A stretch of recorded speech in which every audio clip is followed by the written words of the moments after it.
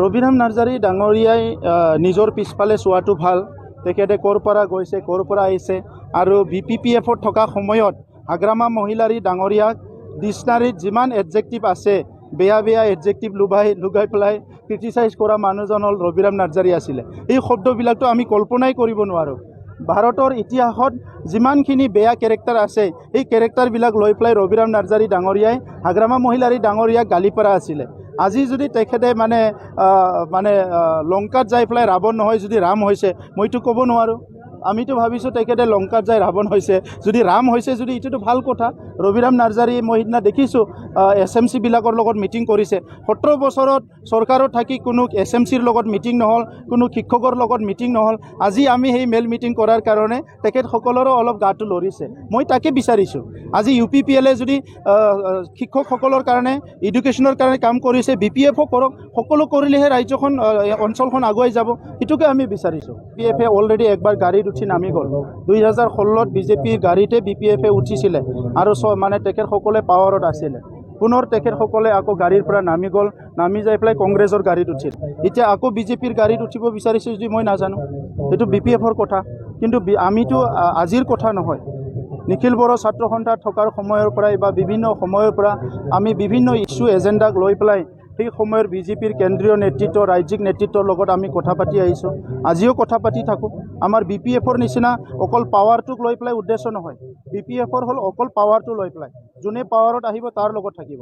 আমাৰ পাৱাৰক লৈ পেলাই উদ্দেশ্য নহয়। অঞ্চলৰ যোনে কাম কৰিব, দেশৰ যোনে কাম কৰিব, ৰাইজৰ যোনে কাম কৰিব, আমাৰ মাতৃভূমিৰ কাৰণে যোনে কাম কৰিব, আমি তাৰ লগত আছোঁ। মাজত এনেকৈ খবৰ ওলাইছিল যে হাগ্ৰামাৰ লগত আৰু ৰম'দ বড়োক ছেক্ৰেটলি বৈঠকত বহিছে, হাগ্ৰামা আৰু ৰম'দৰ চৰকাৰ আহি আছে, এনেকৈ খবৰ আহিছে। এইটো কোনোবাই ক'ব কৈ পেলাই কোনোবা লাভ বিচাৰে তাৰ পৰা এইটো কৈ থাকিব। মোৰতো তাত কোনো এনেকুৱা কোনো উদ্দেশ্য নাই, এনেকুৱা কোনো কথা নাই। এতিয়া আমি বড়োলেণ্ড অঞ্চল ইমান বছৰে এটা হিংসা, প্ৰতিহিংসা, উত্তপ্ত পৰিৱেশৰ কাৰণে পিছ পৰি গ'ল। এতিয়া আমাৰ শান্তি আহিছে, ভাল পৰিৱেশ আহিছে।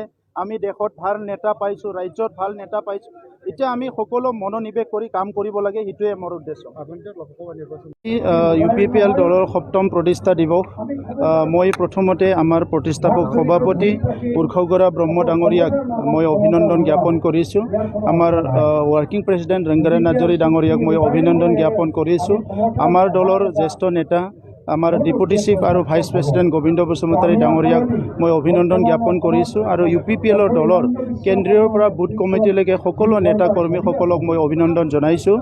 আৰু আজিৰ এই মুহূৰ্তত মই UPPL দল আজি কাউন্সিলত চৰকাৰ গঠন কৰিব পাৰিছে।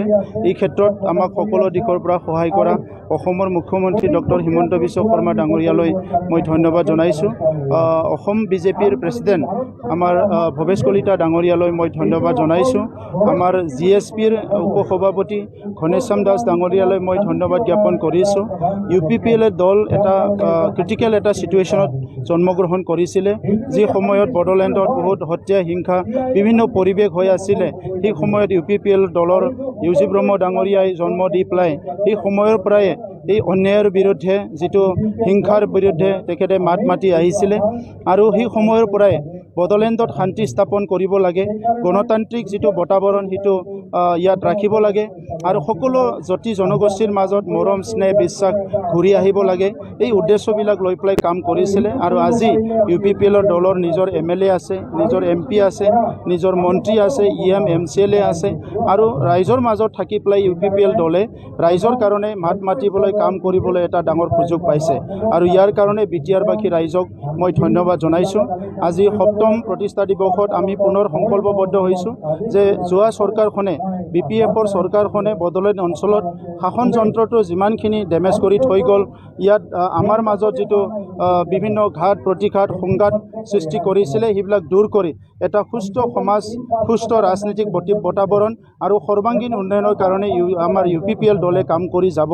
আৰু সকলো ৰাইজক শ্ৰদ্ধা আৰু সন্মানেৰে, সকলো জনগোষ্ঠীক মৰমেৰে, সকলো ধৰ্মাৱলম্বী লোকসকলক শ্ৰদ্ধা আৰু সন্মানেৰে আমি একেলগে লৈ আগবাঢ়ি যাবৰ কাৰণে সংকল্পবদ্ধ।